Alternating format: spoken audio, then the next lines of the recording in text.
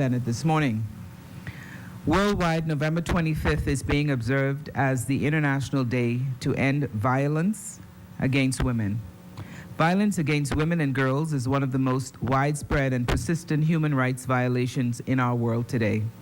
In general terms, it manifests itself in physical, sexual, and psychological forms, encompassing intimate partner violence, such as battering and psychological abuse. Sexual violence and harassment, including rape, forced sexual acts, unwanted sexual advances, child sexual abuse, street harassment, stalking, and cyber harassment, and of course, human trafficking, which includes slavery and sexual exploitation. The United Nations defines violence against women as an act of gender-based violence that results in or is likely to result in physical, sexual, or mental harm or suffering to women, including threats of such acts. According to a report from the World Health Organization, 1 in 3 women experience some form of violence, most likely from their intimate partner. 3 of the top 10 recorded rape rates in the world occur in the Caribbean. It is believed that silence, stigma, and failure to punish the perpetrator have allowed violence against women to escalate to pandemic proportions. More persons are needed to join the campaign to end violence against women and girls. On November 25, 1960, three sisters, Patria, Minerva, and Maria Teresa, from the DR, the Dominican Republic, were clubbed to death because of the stance they took to serve as advocates for women's rights and a number of injustices in their country. Stories such as this have sparked many countries around the world to join the 16 Days of Activism Against Gender-Based Violence campaign, which challenges violence against women, Day for the Elimination of Violence Against Women from November 25th actually to December 10th, which is Human Rights Day as well. The campaign is a time to raise public awareness and to galvanize action to end violence against women and girls around the world. The color orange is used in most countries to show their support to ending violence. Why not join the campaign by wearing something orange during the 16 days of activism to end violence against women and girls? And I know when we last met, the Zonta Club of New Providence came here and pinned all of us. I was not here, pardon? And Nassau. Really, the pin signifies this whole 16-day of activism. So I would encourage us to wear something orange as well and to support this very important period of activism around the world. I also would like to also join Pastor Eileen and extending condolences to our Senator Jenny on the passing of her sister. Also in the gallery today, we have Jessica Ann Tyson, President of Frederick Douglass Foundation of Michigan, Kent County GOP Republican Party Executive Secretary. She serves as the Michigan Republican Party National Black Advisory Council and is a business owner from the great state of Michigan. And we'd like to welcome her to the gallery this morning.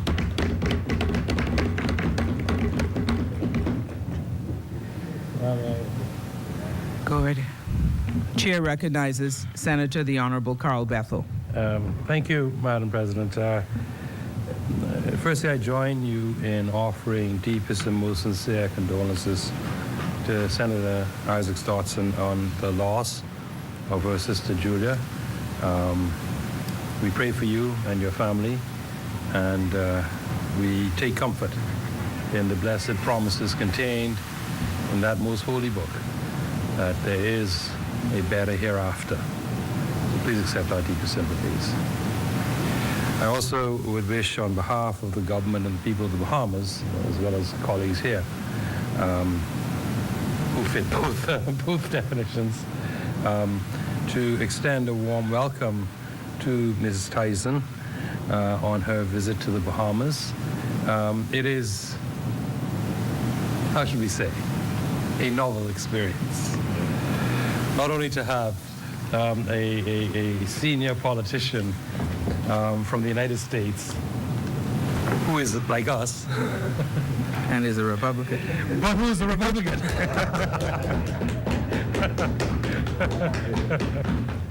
which harkens back to the political reality in our neighbor to the north, that it was the Republican Party that led the fight for abolition.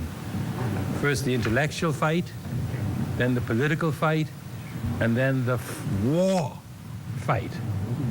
And so that grand old party, founded by none other than the greatest president of the United States history, the great liberator, Abraham Lincoln, that party has within it a strand of reasonableness, rationality, and yes, support for black people, which has often been missing at some points, but we look forward to the day when the Republican Party would return to its true roots as a party of liberation, a party of progressive ideals. Because in those days, what Abraham Lincoln accomplished was revolutionary. I mean, it was unheard of, and yet it resonates still today. So we welcome you to the Bahamas. We trust that you will enjoy every moment and come back. Get your feet all sandy up and sand in them toes. And thank you very much for honoring us with your presence here today. Thank you, Senator.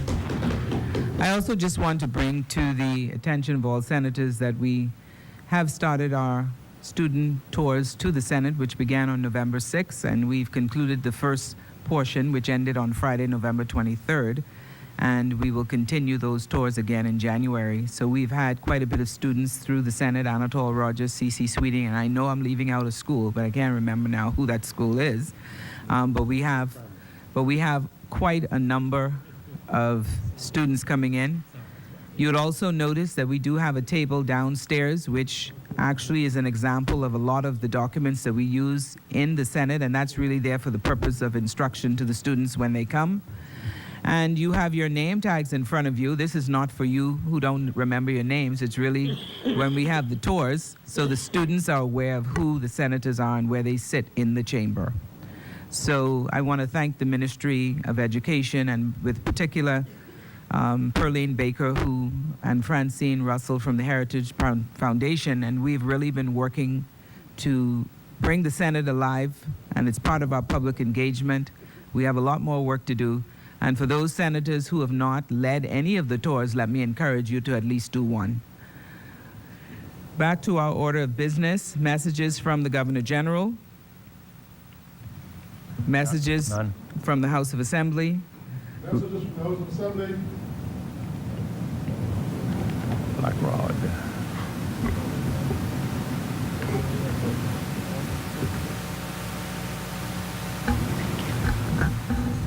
Bahamas number 18. Message to the Honorable, the President, and Honorable members of the Senate from the Speaker and representatives of the Honorable House of Assembly. The House of Assembly acquaints the Honorable, the Senate, that they have passed the following bills and desire the consent of that Honorable Chamber, namely, a bill for an act to amend the Banks and Trust Companies Regulation Act to provide for the administration and regulation of dormant account balances held by banks. A bill for an act to amend the Central Bank of the Bahamas Act to provide for the transfer to the Treasurer and disposal of dormant account balances paid to the Central Bank and for connected purposes.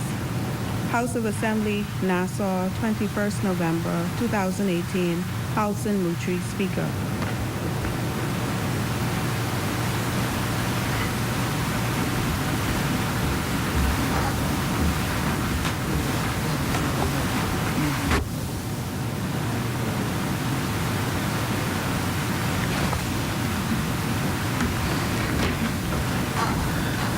Laying of documents by ministers.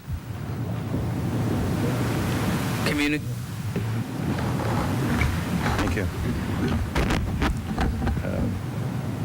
Madam President, I beg leave to lay on the table of this honorable House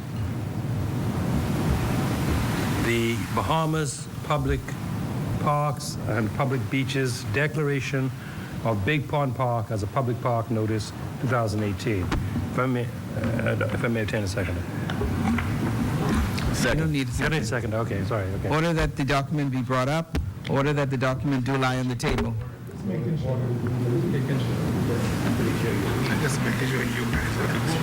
If you all let us travel as much as I traveled in the last 3 weeks, you ought to be as brave. I guess everybody's awake now. Yes. Yes. Further. Further lying of documents. Madam President, I beg leave to lay on the table of this House the Bahamas Public Parks and Public Beaches, Edmund Spencer Moxie Park, Notice 2018. If I may say very quickly as to this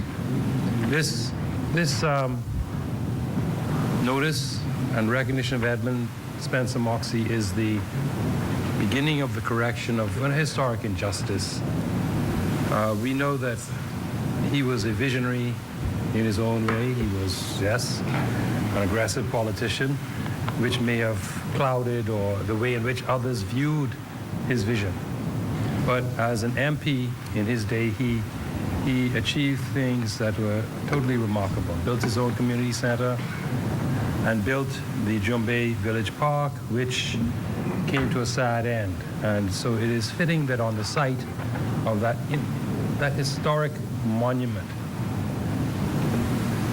I mean, the vision of Edmund Moxie at that time was, I think, it couldn't be understood in the common political circumstances of the Bahamas in 1973. Here's a vision that over the hill areas could be a tourist center, a place to attract all those cruise ship visitors and stopover visitors to come over the hill to spend their money to see true Bahamian culture.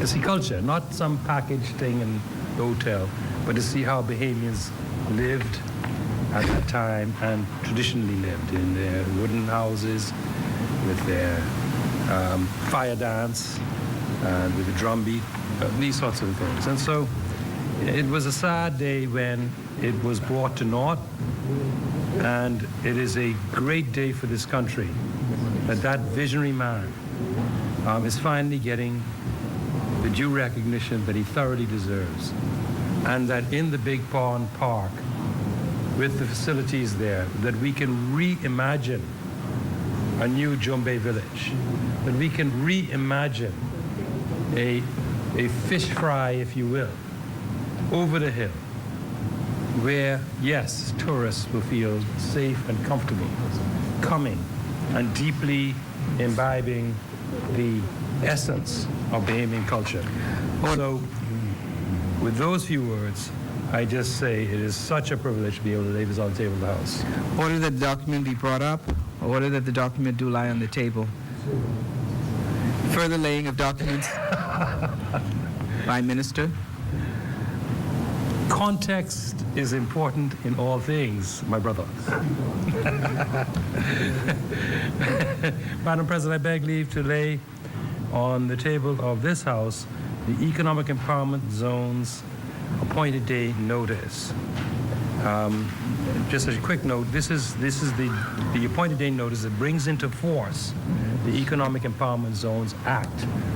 Order that the document be brought up. Which act will provide customs duty relief I think we, to thousands over the hill. yeah. Order that the document do lie on the table. Further laying of documents. Madam President, I beg leave to lay on the table of this honorable House the Fiscal Strategy Report, which is, we recently passed the Fiscal Responsibility Act, and this is responsibility and accountability and transparency at work. Order that the document be brought up. Order that the document do lie on the table. Further laying of documents by ministers. No further documents to lay. Yes, thank you. Communications by ministers. Communications by senators. Questions. Answers to questions. None. Presentations of petitions. None. Appointment of select committees. None. Report of committees. First reading of bills. Madam President, I beg leave to move for the first, sorry. See your bills right there. Oh, these, yeah. In that order, please. One, yes. Thank you. Okay. Is there a difference between these? No, just go right ahead. Thank you very much. Yes. Now, when Protection of violence against men. Yeah. No violence against men. Sorry. Just do what you're told and there will be none. Yes. I vow to thee. I vow to thee. You remind me of my mama. Okay. Madam President, I beg leave to lay on the to move for first reading of the following bill.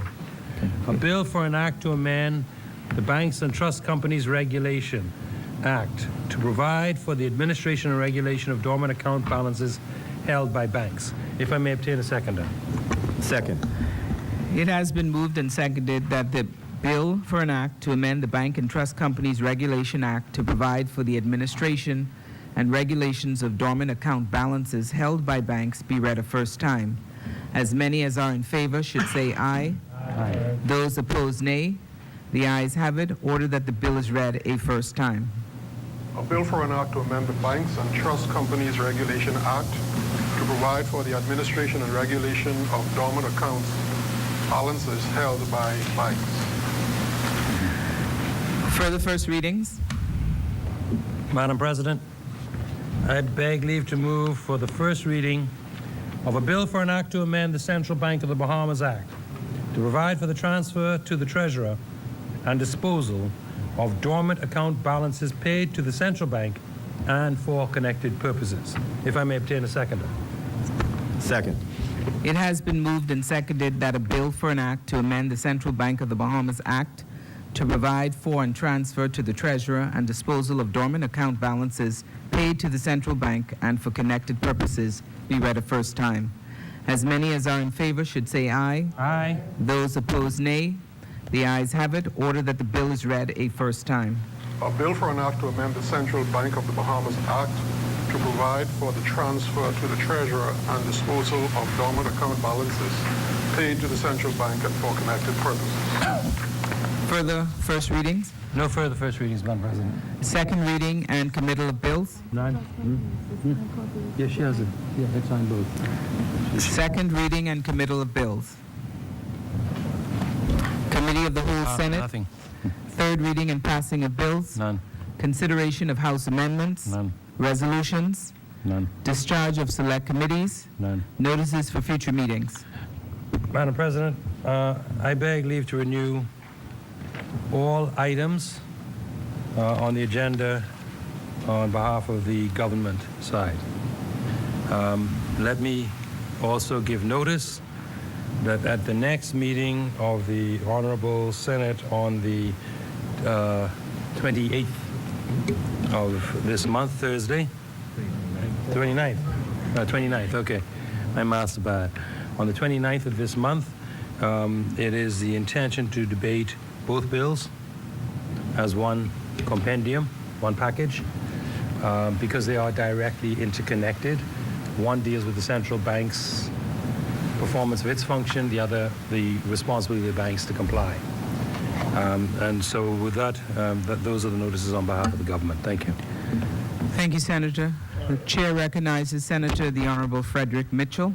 Thank you, Madam President. I just want to renew those notices standing in the name of the opposition. Now, I noticed the leader of the government business said it is the intention to debate them as a compendium. Yes. All right. No, I appreciate that. All right. Thank you. Thank you. I just want to make that point. Thank you. You don't have any objection. You don't have any. Orders for clerk? Adjournment? Adjournment? No, we're going to suspend. Madam President, no, we have to adjourn because we've gone right to the end. Hey, yeah, You have to adjourn now. Yes. Well, you didn't stop at first reading, huh? Why didn't you get up? I didn't think. Okay. You had been on too much trips. Yeah, man. Okay. I still getting over jet lag. Okay. Madam President, I beg leave to move that the Senate, on its rising, be adjourned to Thursday, the 29th day of November, AD 2018, at 10 a.m. in the morning. If I may obtain a seconder. Madam President, I second. It has been moved and seconded that the business of the Senate adjourn to Thursday, November 29th on its rising at 10 a.m. Do adjourn. All those in favor would say aye. Aye. Those opposed, nay. The ayes have it. The Senate on its rising do adjourn to Thursday, November 29th, 2018 at 10 a.m. President, I beg leave to move that the Senate do now adjourn. That's it. Senate stands adjourned.